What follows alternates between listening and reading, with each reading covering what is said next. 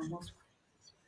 All right. Welcome, everybody. Welcome to Wake Up Happy Sis. I'm your host, self-care strategist, Leanne Dulce. I've got my wonderful guests here today, Shauna, Jeannine, and Adriane, and we're going to be talking about self-esteem and setting healthy boundaries. That is going to look, when I tell y'all I'm so ready for this topic, this is one of my favorite topics.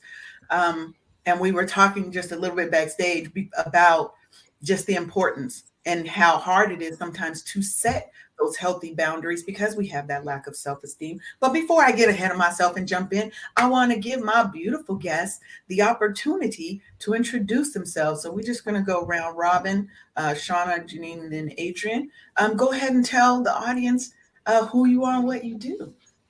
So I'm Shauna. So I'm a leadership coach, but I'm a certified executive coach, and I work with middle managers, so primarily managers and directors, to help them with becoming more confident in their leadership. I start off with just focusing on their self awareness, then move into kind of how they can build more of a cohesive team, because a lot of what the breakdown happens is usually because they don't know how to delegate or to build a good workforce that has a capability to deliver. And then we move into how can you perform a bit better. So that's kind of what I do in a nutshell. Awesome. Jeannine. Hi, I'm Jeannine Brown. I am the founder and CEO of Everyday Lead. We are a global consultancy. I'm based in Atlanta, and we help clients retain talent from intern to retirement who love their careers and the companies they work for. And we do that through professional development training and executive coaching and helping companies design retention strategies. And one of those strategies is creating healthy boundaries. So I'm really happy to be here. Thank you, Leanne, so much for having me. Thank you for being here. And my favorite is Adriane. Hey there. I am super excited to be here. Thank you again, Leanne, for inviting me to have this discussion today. Happy to talk about empowering and self-esteem. I'm Adriane Simpson, CEO and founder of the LinkedIn Pros, and I'm a LinkedIn strategist and transition coach for entrepreneurs and professionals who want to transition to more revenue and more income.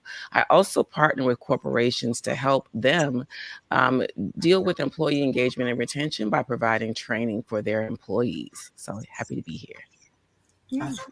So look, y'all could see that this is a powerhouse little panel I have set up here, and I don't come to play when I bring guests on to talk to y'all. Okay, we are here, and let me just say, ladies, we get raw and real on here. If you need to toss out one or two little cuss words, because sometimes it's a part of the expression, right? It makes my lips feel a little bit spicy and tingly sometimes. I may toss one out, but we tell it raw, we keep it real and honest and open here. It's not about hurting people's feelings, but sometimes we gotta step on some toes to get the message across and to help people have their transformation. So I want to start today by talking about some of the benefits and the importance of cultivating self-esteem in Black women. So anybody can just jump in if you want to touch on that topic. Feel free. I'll start. Only because as you were talking, it's top of mind for me as I work with not only the Black women, right, the employees, as well as the companies that hire them, the leadership companies that look for this talent. And I've got a friend in my network who's an executive recruiter, and she said, Adriane, I look on LinkedIn for talent, but I don't post jobs, right? So she's searching and sourcing for people that fit a specific criteria. But what struck me is just insane. She said, once you get into the interview, like Black women don't negotiate. She said, typically she finds that they're so happy just to have the interview, so happy to have the experience, the opportunity, that we don't negotiate. And that is a challenge. That's a sticking point because, sis, if you're there, you deserve everything that comes with it. You deserve to negotiate. You deserve to have the best parts of the entire experience. But that comes with a lack of self-esteem. Even if we're qualified to be in those spaces, we don't often negotiate for what's ours. Now, when I was still in corporate America, I will say I was definitely not one that knew that I could negotiate, right? And part of that was a confidence in myself, but part of that was just not knowing the ins and outs of owning and understanding your worth, right? And what you actually bring to that company. Most times when we're interviewing, all they're telling us is, make sure you have a couple of questions to ask the company because that seems like you're engaged, blah, blah, blah, right? So coming into the workforce, I didn't know that I should be paid or compensated at a certain level for my knowledge and my understanding. We do come in, and I totally feel that is we do come in and feel like, I'm just going to take whatever they offer me because it's better than the nothing that I have. Yeah.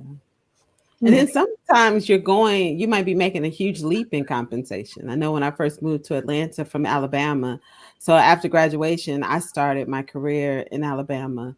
And you would have thought I was making a lot of money because I was working for a state agency. And so I think the perception was that, oh, she's probably making a lot of money. She graduated top of her class. But when I ended up getting recruited to come to Atlanta, the pay increase between where I was and what I was getting was significant. It was almost like $45,000. Oh, But wow. after settling into that job and talking to other people who did that work that were older than me but knew me from my days in Alabama, they were corporate tax directors, and that's the role that I was in. And I told them how much I was making. They was like, "Oh no, you better go in there." And I did negotiate my comp because I was like, "Oh, this is huge." And it was still good for the cost of living in Atlanta, but not for the brevity of work that I was the gravity, of work that I was responsible for. So sometimes you don't know your own worth and your own value. So Yeah. I teach something called value-based interviewing to my clients, because not only do you have to know your value and worth, you should also know the value of the industry, of the job that you're applying to. You should do that research, right? The funniest and saddest story, my personal story, is when I really first started working in corporate America. I got a referral, had the interview, and did well on the interview. I had a great time. The vice president and I were just chopping it up, having a ball. And so we got to the point where he asked me what I wanted to make.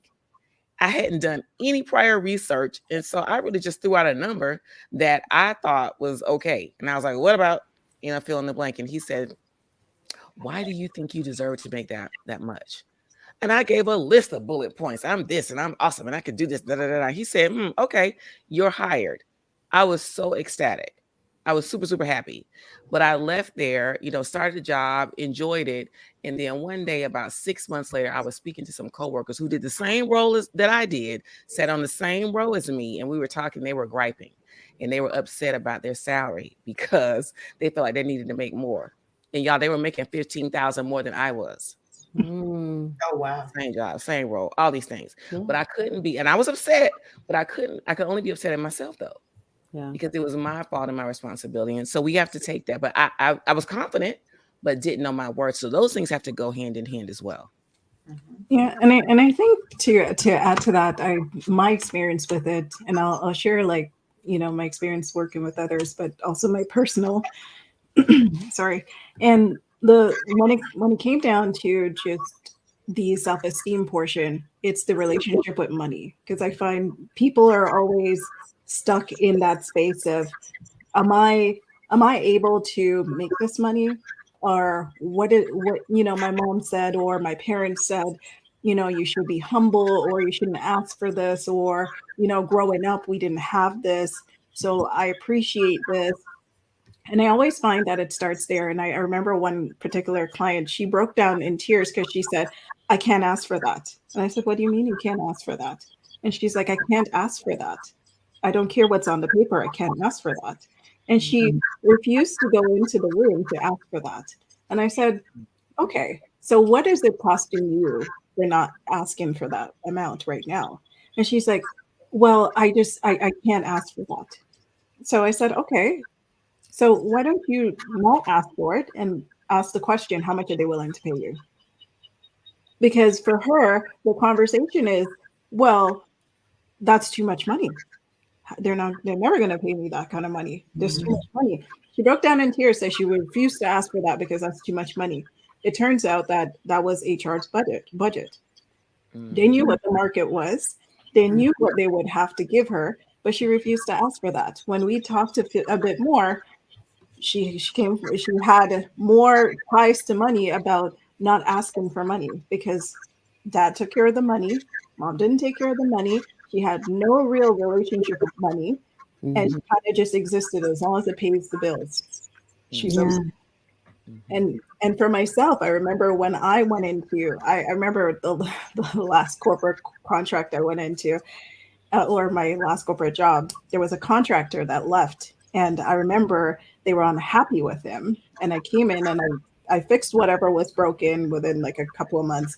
And they said, "Oh, I'm so happy that you're here. You know, we're paying this guy way too much money for what he was able to do." And I said, "Okay, curious. How much is this money you're talking about?" This guy was making almost 50 grand more than I was, Mm-hmm. and he couldn't deliver. And I said to them, "So you knew coming in that I was severely underpaid, but nobody thought about adjusting it?" And they said, "Well, you're internal. Because you're internal, we can't play with the rate. He's a contractor." So I did not get the rate. And they said, "Well, technically, you know, based on HR, we can only give you this range in terms of a bump." But Mhm. I was the only person who fixed the issue. And that became an issue. And that was my first realization that if you don't ask, you won't know. And if you don't know, you can't plan for it to make sure that you get what you quote unquote deserve. Yeah. Yeah. You know, One, can I go back a little bit, Leanne?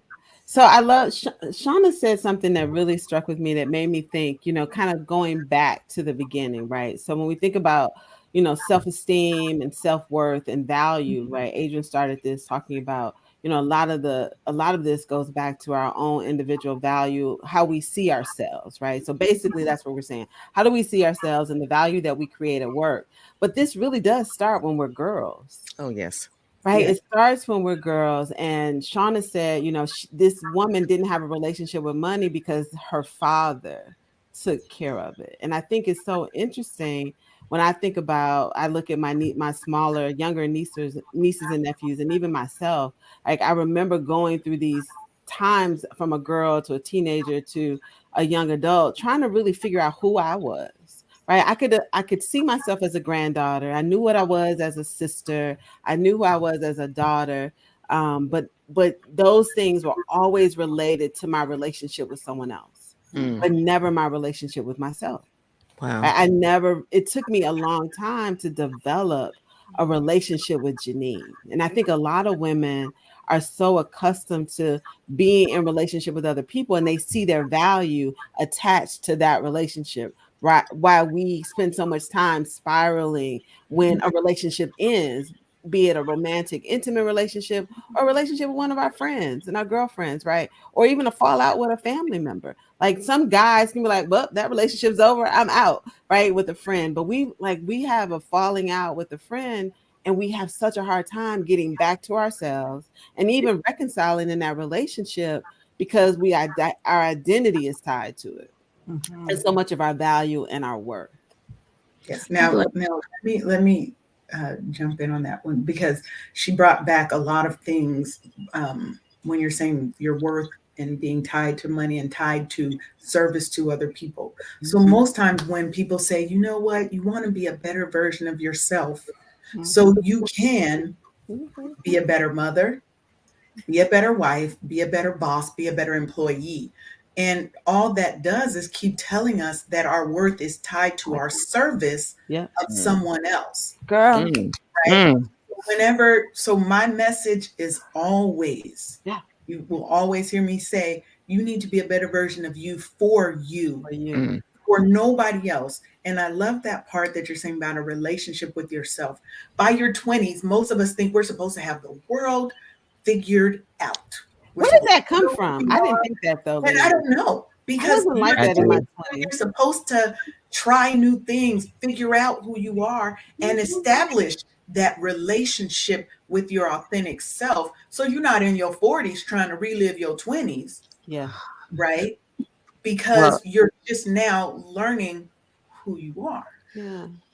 I just want to add though. So Jeannine just asked a really pertinent question though. She said, where did it come from? The idea, the comparative idea, right? That we have to achieve it all or figure it all out in our 20s. And out for myself, um, I was categorized or whatever you want to call it, as gifted, right? In the first grade. That's a heavy mantle to wear. But I didn't really understand. It didn't make sense to me. I didn't even understand what that was. But the label carried me all the way through high school. And so people, right, had different expectations of me based on what they knew about me or not. So did I have a high IQ? Yes. But my mom and my dad like didn't expose that to me. So I still don't know what it was to this day, but I was labeled as that. But because of that, I was given different privileges and opportunities, which then carried me to different spaces and rooms. But I was also the only Black person typically in those spaces and rooms. I mean, for like almost my entire, undergraduate, elementary, middle, and high school career, it was me. But of course, I didn't live like that. I lived in a very non-diverse neighborhood, right? Where you were one of many. And so, but my mom was an educator. She was very learned and all these things. My dad worked in construction. So I had a really good balance in the house, but I've always had a competitive edge. And as I got older, though, I, steered it away. So I would compare myself to my peers in terms of where I am now or how I'm trying to achieve. And then attending school at an HBCU, Florida A&M Rattlers, go ahead, go shout out Rattlers. I had a very competitive class. And so I'm in the business school, everybody's competing for this thing and a finite number of roles and jobs and internships. So it's fostered there, right? We're told to go to school, do well, get a good job, move forward, and compete against now other people. So we live in America, especially in a cycle of constant competition. And so if you're not moving forward and propelling yourself forward, then I felt you're falling behind.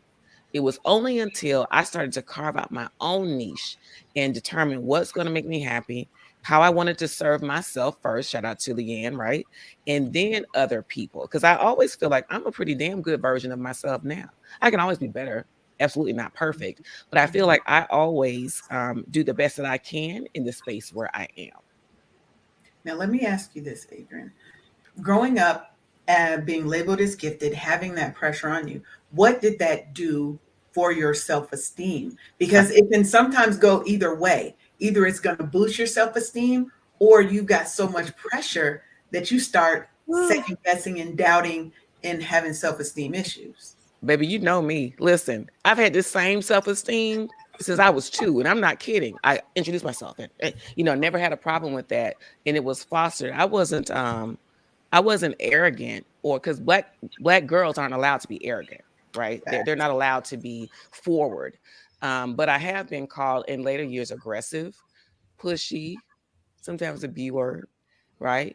And even in corporate spaces, that became a problem for a white woman that I worked for. She told me, she said, you can come across as the smartest person in the room. And I said, wow, that certainly isn't how I carry myself, because I'm a servant leader. I help to support and lift everyone. So the fact that she said that I knew was her challenge and not mine.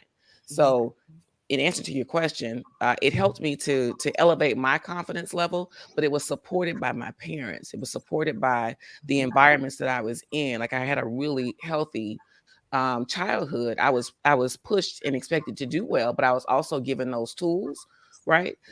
So to me, it was a natural progression. It wasn't until I got older that people started to try to knock that down. Chip it away. Now let's shift a little bit, because I want to definitely make sure that we're talking about boundaries, because that's my jam. That's where I really want and feel like a lot of us need a lot of work. But before that, let me do my station identification. You are listening to Wake Up Happy Sis on KCCR The Brownstone, where we are changing the narrative for Black and Brown people by telling our stories our way. So just had to get that in real quick. Love that. But that's so, as we're thinking about setting boundaries, right? Setting that your own sense of identity and purpose. What would you say, and we're going to start with you, Shauna, what would you say maybe was your kind of defining moment in recognizing who you are and getting that identity and being able to set healthy boundaries and stand in those boundaries. So I think I mentioned it backstage, but I think when I had my son was the first moment I had those the need to make sure that boundaries were in place. There just wasn't enough of me to go around. And what I found from it, especially I had my son around 19, so I was still trying to figure myself out. So when I had him, I had to sit down and actually think, okay, well, who am I? Because I didn't have enough time to really understand who I was. And it was 4 years into being a mom that I think I've existed so long, just doing all the things, the daycares, the drop-offs, the staying up, the changing everything. And at the same time, I was still trying to finish off school. And I remember thinking, why do I feel so overwhelmed every single day? And I just couldn't feel like I was settled. And I'm a person who like to be grounded. I like to kind of keep things at a certain pace where I have a bit more control. I like to forward think, a couple of years, days, months out. And when I realized that I was doing all of that, but I wasn't able to do it in a way that had me in it. I had to, make sure he was in school, make sure this was going on, make sure I finished this, check in on the family. I had everybody else but me. So the moment I realized that that was happening a lot for me was he was around 4 or 5, and I remember sitting in the car and thinking, I can't do this. I can't go to work, come home. It felt like a cycle, and then I decided, you know what? Tomorrow I'm calling in sick, and I'm going to check myself into a hotel. And I did. I checked myself into a hotel. I stayed there. I called his dad and I said, pick him up. I'm not gonna do this. I'm gonna stay overnight and I'm just gonna sit with myself. And I sat with myself that whole night. I think I had a couple of good cries. I had a couple couple of moments where I wrote everything down. And the question that kept coming up, well, who am I? What do I want? Do I still want the same things? And I realized I didn't even want the same things. Mm. I was trying to go after being an accountant. My mom was very happy with being an accountant. At least it was a profession. Um, and I didn't feel it. I didn't feel it. And I realized I was studying to do it. I wasn't connected to it. I had other aspirations I wasn't tapping into. I didn't even read. I was writing poetry. I never went back to it. I was doing anything creative. Everything was tapped out. So that day in the hotel, I actually sat down and I wrote everything current state and I did a future state. And that was the moment it highlighted to me that I wasn't in the right direction and there was no way I could continue. And that was the first time I realized that I had to really take a step back and just do me. And even though, I had a lot of friction with my in-law at the time because she's old school. She was like, you shouldn't be working. You should take care of the baby. You should not. He should be home with you. That's why he's sick.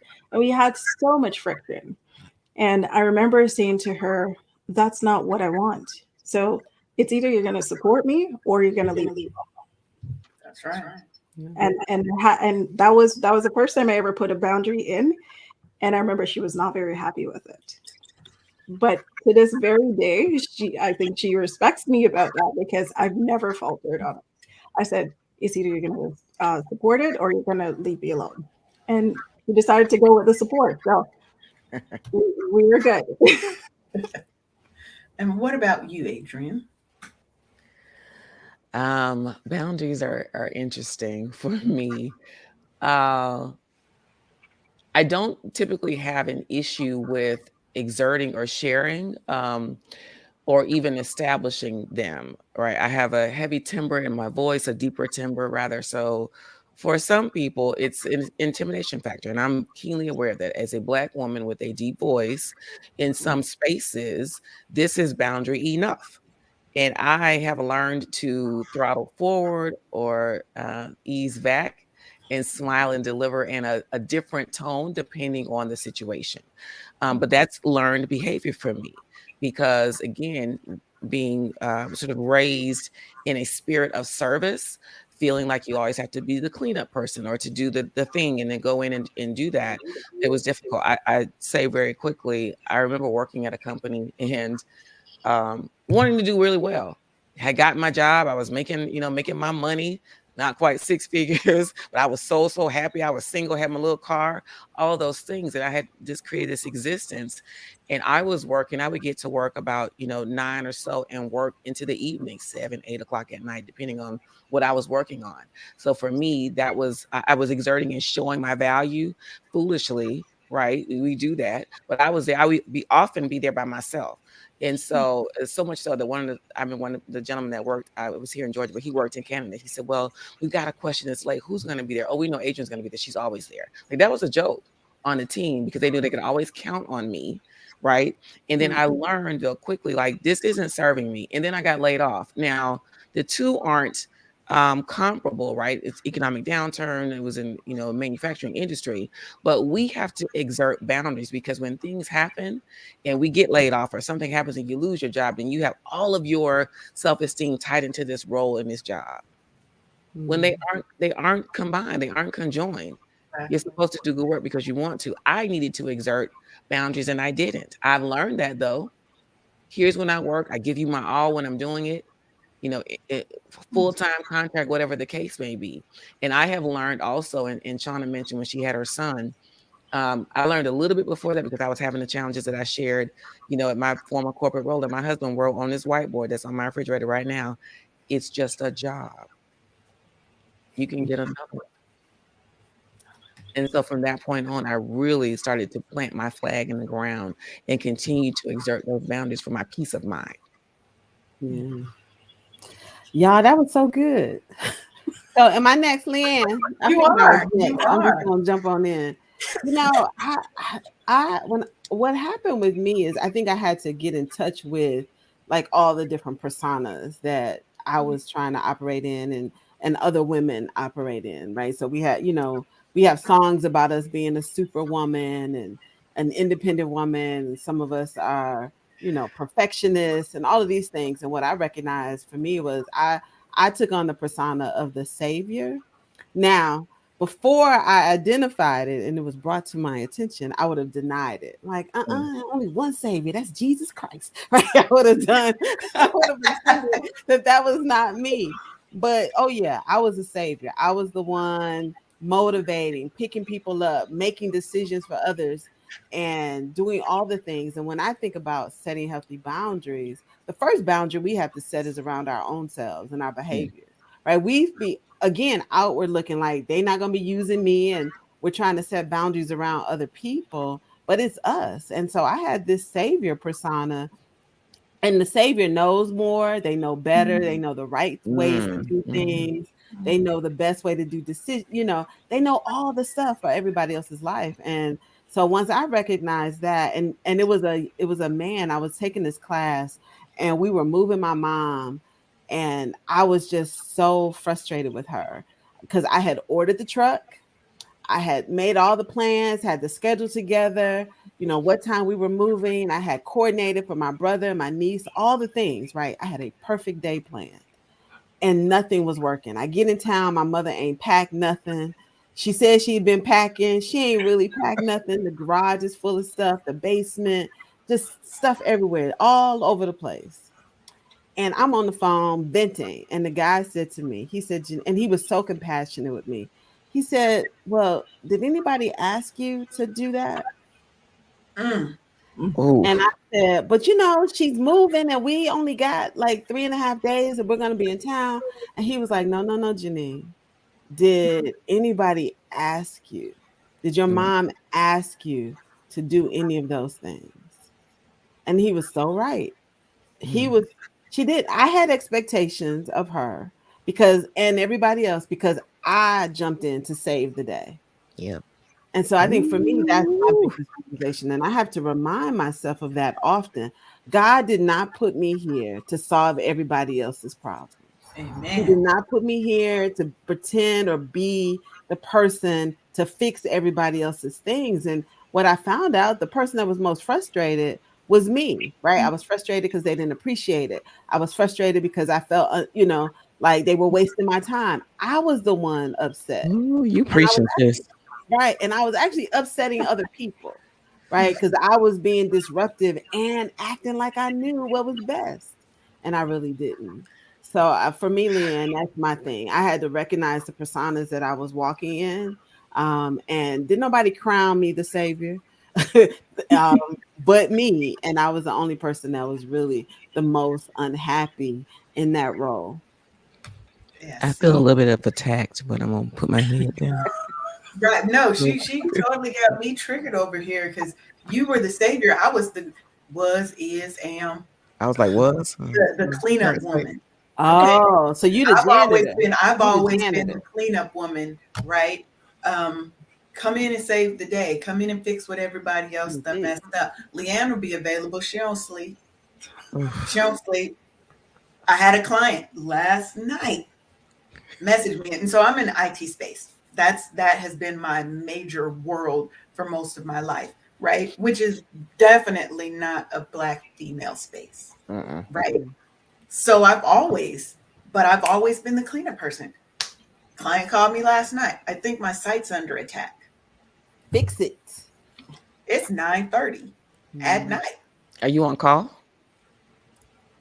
I, I it took me 20 minutes to message him back, but I messaged back. It's 9:30. I'm in bed, and I will address it tomorrow.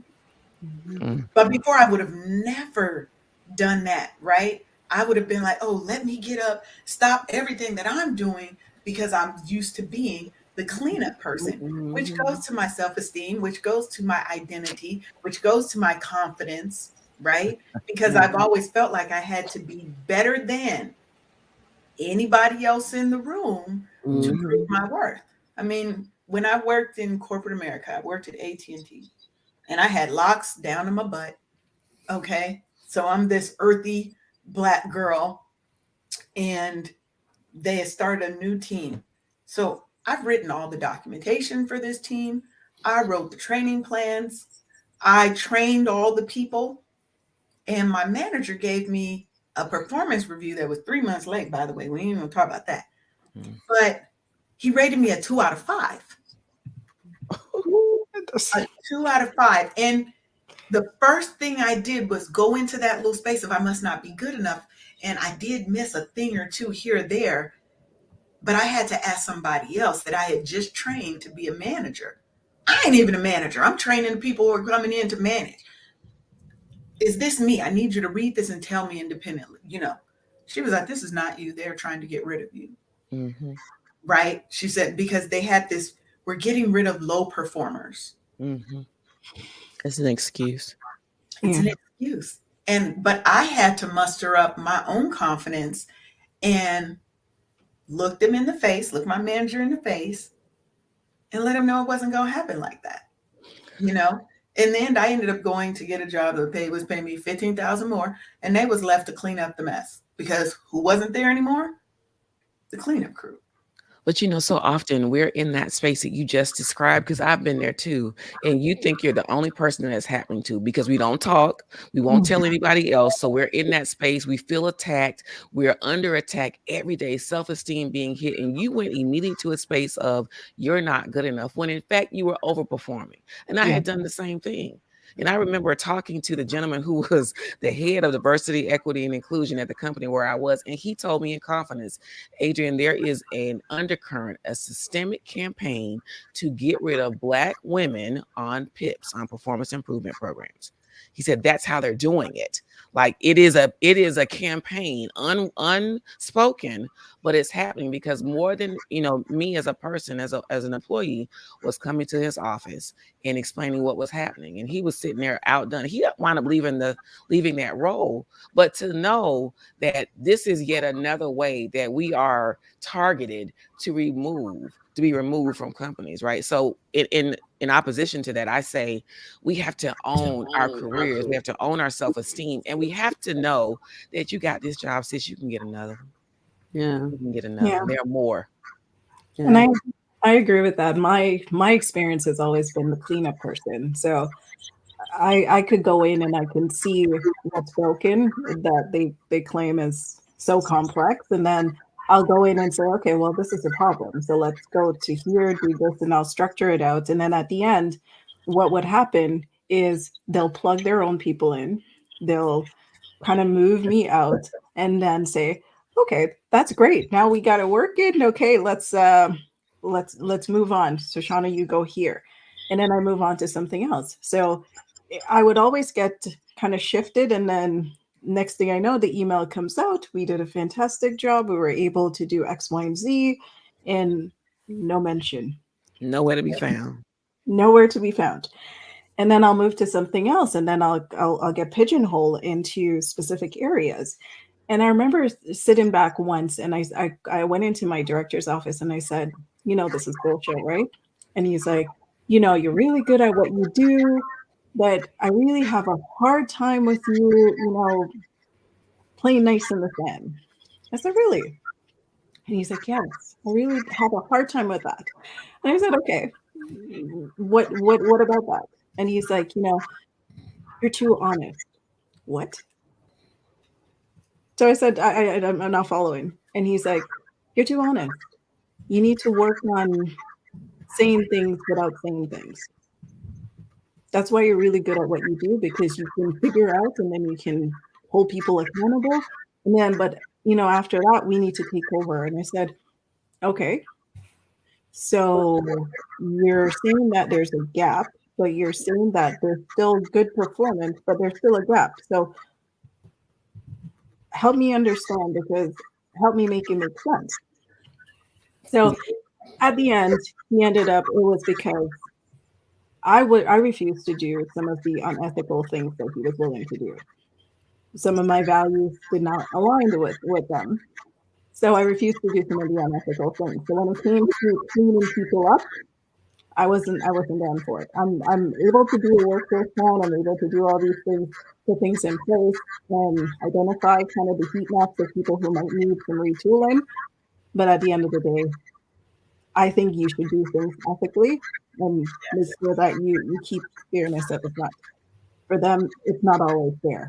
So when you think about kind of the culture, I wasn't a good fit. But my values were tied to, or my identity was tied to, well, why can't I be part of the accolades of these things? I did the grunt work.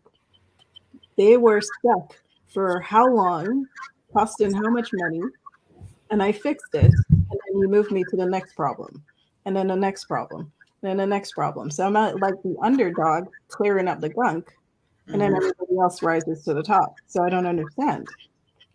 And then he said, well, you just need to clean up your communication. And I said, okay. So I said, okay, I'm going to enroll in communication courses. So I did. Then he couldn't respond. Then it was like, okay, we're just moving in a different direction.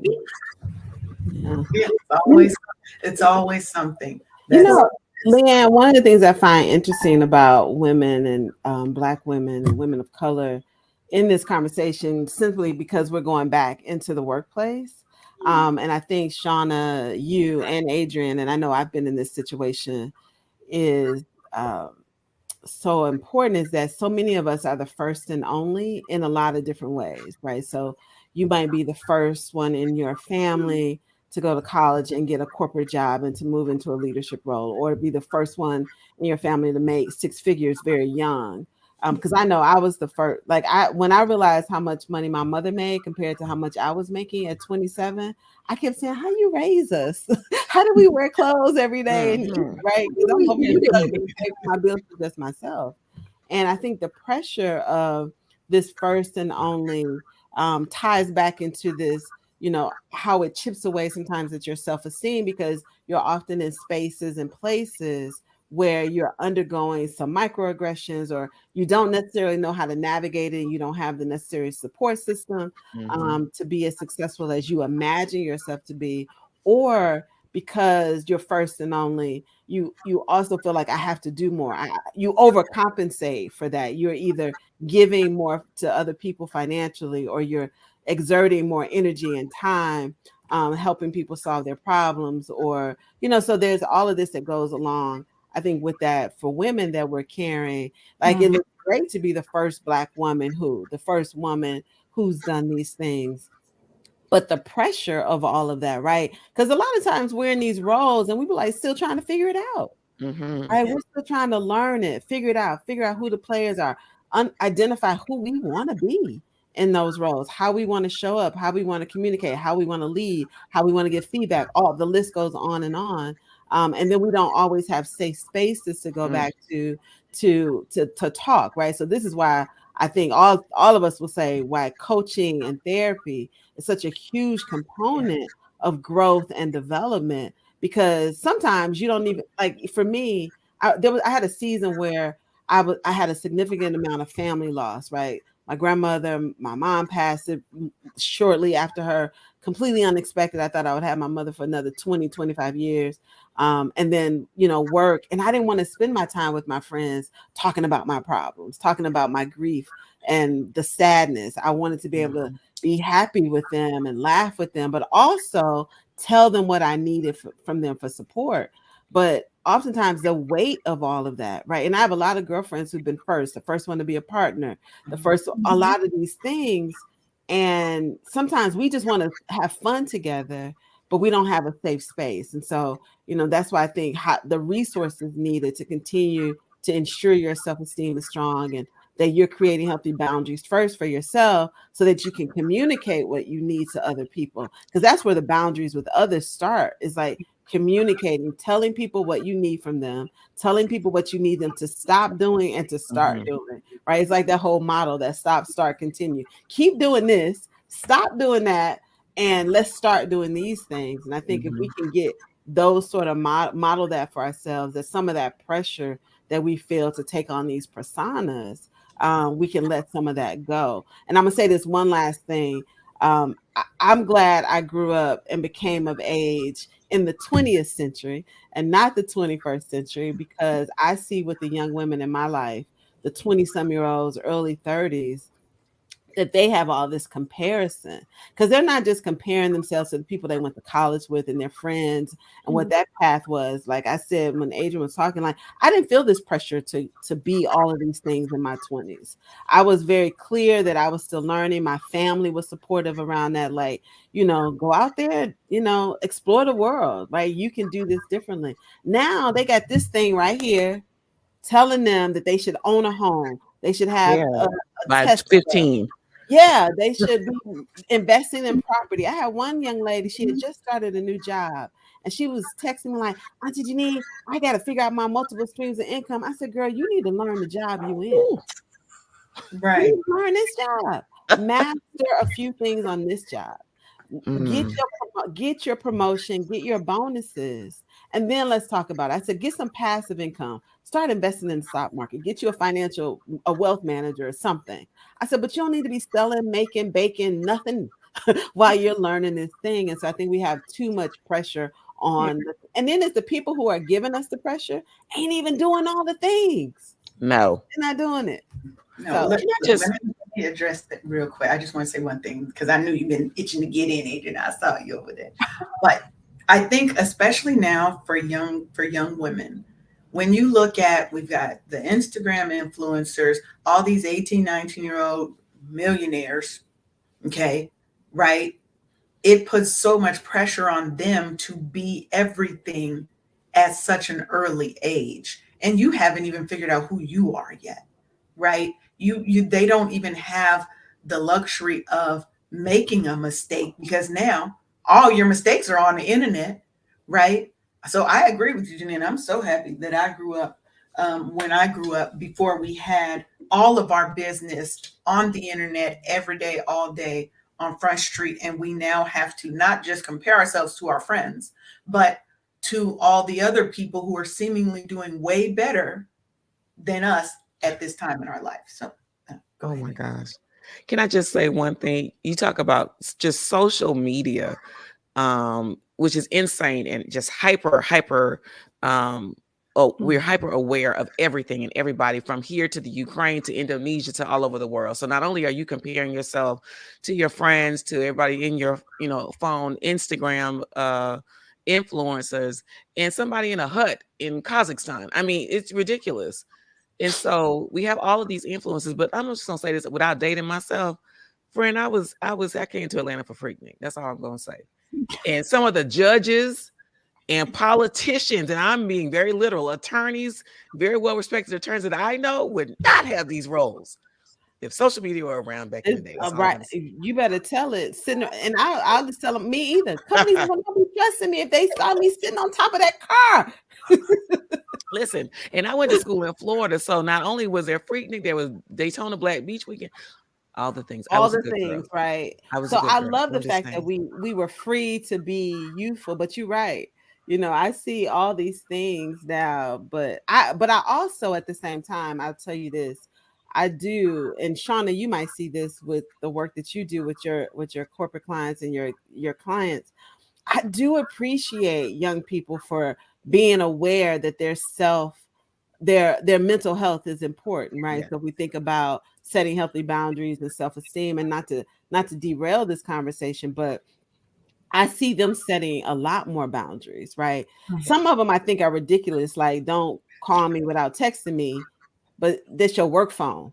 So, but anyway, I digress. But I do like that, right? I do like the fact that some of them will say, you know what, I'm going to communicate to my leaders that I'm done on Friday at 5 o'clock, and I'll see you on Monday. That's right. That And I saying it. do. I appreciate that quite a bit.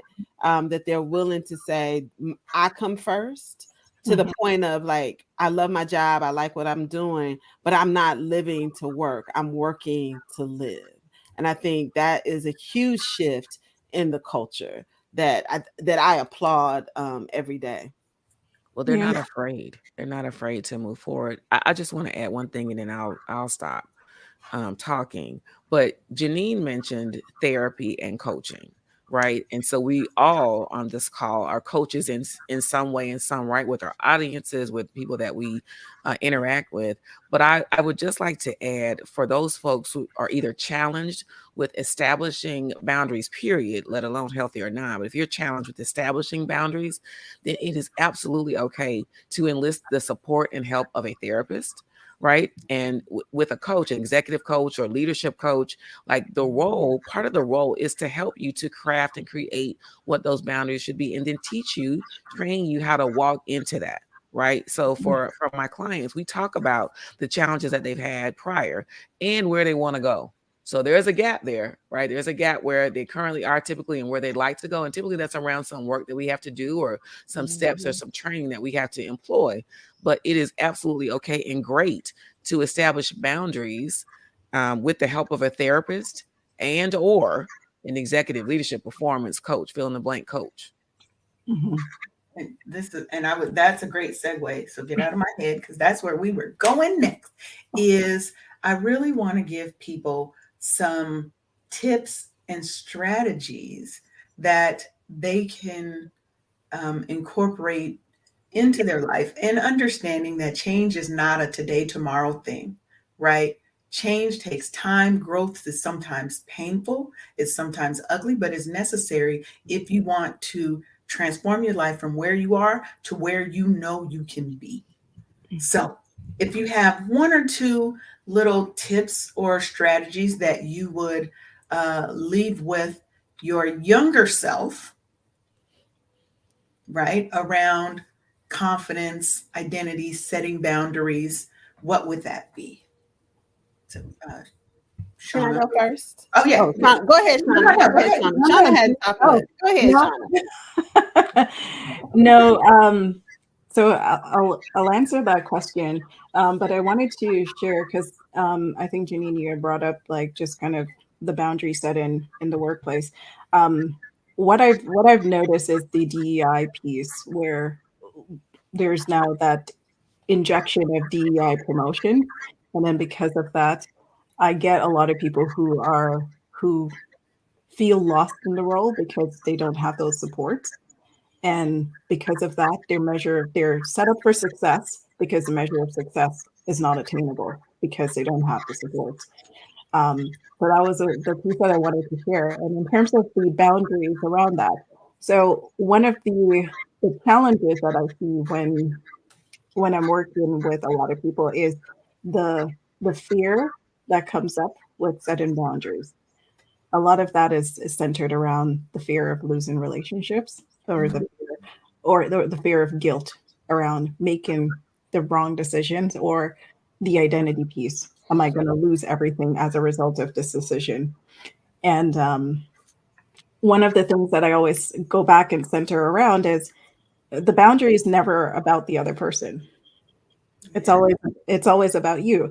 It's like creating a fence around you to say, this is what makes me whole. And I want you to understand what makes me whole so I can be the best performer in the role so that we can work around that. And I think when we're getting into leadership, a lot of, even though the Gen Z might say, "Oh, don't call me before you text me," what I always say, my rebuttal to that is push back if you're in the leadership role and say, "Understood. Let's set some expectation as a team as to how we communicate." Because the boundary as a team needs to be in place, and the boundary as a leader and as an individual has to be in place as well. So let's make sure it's all aligned. Because if I need you because there's an SOS, I'm not going to text you. That's just part of the policy. We're not gonna test you. We're not gonna text you as a result of that. However, I will respect your boundaries for everything else. So let's have that communication. So um, the tip I would leave is, in order to understand, in order to set good boundaries, you do have to empathize enough to really understand kind of what the fear is around those boundaries for people, and then be clear on kind of how to communicate that so you can deliver those boundary expectations, and then you can enforce it if you need to. I love that. Jeannine. So I think for me if I were to go back to my younger self, I would tell her, "Girl, you doing all right. Like just be here, be present." But I think to maintain that was to not to continue to be consistent with my anchoring routine for my life, right? So whatever that is, it has evolved and has changed. But if it's, waking up in the morning, exercising, and having a stack of routines, right? Exercising, praying, journaling, meditating, reading, those sorts of things. Because I recognize that when I don't do that, and I'm typically pretty good at it, but when I don't do that, everything is off. And then as I've aged, what I've realized that when I don't root myself in my anchoring exercises, I don't have boundaries. I do feel horrible about myself, right? I look in the mirror and I'm constantly complaining about, my face is breaking out or my belly is sticking out, those things. And I find that when I'm anchored and rooted in things that make me feel powerful and strong emotionally, spiritually, right? Not just physically, but when I have those stacked activities, especially if I can start them at the top of my day when I wake up, I feel better. I think clearer. I'm happier. And I realize that as I've aged, I'm more in tune with what's going on with me, right? So if you are a woman who is starting to be premenopausal, or you may be in menopause, like I remember when I first started, I didn't even realize how my mood was changing. I Mm. had no idea what was going on with me, but I knew that something was weird because I don't get upset easily. I don't pop off at people, like, and I was doing it, and I was like, what the hell is wrong with me? And two things were wrong. One, I wasn't anchored. I wasn't following through my routine, so I was all over the place, and I wasn't in tune with my body. So because I wasn't in tune with my body, all of these other things were happening. I couldn't talk to my doctor about what was going on with me because I was blaming other people. So I think, I would tell the younger Jeannine to stay in touch with your body, stay connected to yourself spiritually. And you do that by consistently anchoring yourself and healthy routines that make you feel good, make you think better, and are more productive. And it helps with my confidence. Yes, I love that. Yes, to all of that. Adrian, what about you? Oof. Um, I would tell the younger Adrian, I would tell my younger self to really um, figure out what you want to do or try, and then do it. Try it. It is okay to veer off the path, right? The path that our leaders set, the path that our parents set, the path Mhm. that even when I was in college, that my advisors set. Can I do this? Is this this sound like poetry to me? Listen, I remember being at, a top business school and deciding early on that I didn't like it. I didn't want to be there. I actually hated it. And I remember mentioning to my mom and my advisor that I wanted to leave. It was a coveted spot. And both of them were like, nope, you're going to stick it out. So guess what? I didn't do well. I didn't like it. Yeah. Right. I eventually did okay, and then graduated and got to grad school and excelled because I had niched down, was focusing on what I wanted. But I remember expressing like, I don't really like this and I want to do something else, and actually had found something else. And they were like, no, that's not why you're there. Do this thing. And so I reacted in a way that stymied my professional growth, my personal growth, because I'm gonna get back at y'all by doing this thing. And it was hurting me. They didn't care. I mean, they cared, but it didn't have any impact on them. And that's what we do, right? We do things to self-sabotage. We do things that impact us, and the other person or entity or company or corporation is left like, okay, now what? Right? We do things that impact ourselves and put us on a different path. But I would tell the younger Adrian to figure it out, but figure it out by doing. And if it doesn't feel good to you, do something else. And it's okay to try it and figure it out and continue to go and grow and learn. Amen.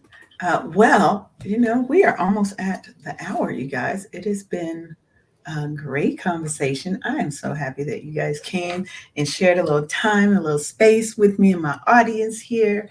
And as we wrap up, um, let the people know how they can find you, how they can connect with you, and how they can support you. We're going to start a little different. Jeannine. Hey, well, Leanne, thank you again for having me. It's been a joy being here with Shauna and Adrian and you. You all can connect with me real easy at JeannineBrown.com. That's JeAnnine Brown.com. Okay, spell it one more time. JeAnnine Brown.com. Yeah. All right. Make sure that you connect with Jeannine. She's got a book. She didn't say anything about the I book. sure She didn't. got a whole book out there. Like I'm gonna need you to put that book Here we out there. go. You can connect with me at JeannineBrown.com, or you can get my book at unstuckandunstoppablebook.com. So the book is Unstuck and Unstoppable. It has 5 amazing strategies. No matter if you're a business owner or a career professional, this book is for you. All right. Adrian. Hey, again, I'll echo Jeannine and just thank you so much. I've so enjoyed the conversation with you and Shauna and Jeannine today. Y'all can find me at the LinkedIn Pros on social media and www.thelinkedinpros.com. All right. And Shauna. Yes. So same, I'm going to say, echo the same sentiments. It was such a great conversation and meeting all of you guys, ladies. So in order to reach me, I'm at www.concaved.com. So that's spelled with a K, KONCAVED.com. Hold on, you can have a second. See, I'm trying to do too many things at once because I'm supposed to have these. See that? Set your boundaries for multitasking, friend. Look, no, look, my stuff gonna show up. If you want to reach Love it. Shauna, head on over. Make sure that you guys connect with these awesome and powerful Black women who are going to help you level up in your career, in your business. They're going to help you go to that next level. And part of that is understanding your worth, standing in that and being your true, authentic self, and setting those boundaries first with yourself and then with everybody else. So I want to thank y'all for coming. And because I love y'all, I got a healthy boundaries worksheet for you so that you can figure out what are some of those boundaries you need to set and how you can start digging into that. Okay. So head on over to bit.ly health/healthy boundaries worksheet and you can get that worksheet. So I want to thank y'all for coming. Again, you're watching Wake Up Happy Sis on KCCR The Brownstone, and y'all have a wonderful and blessed day.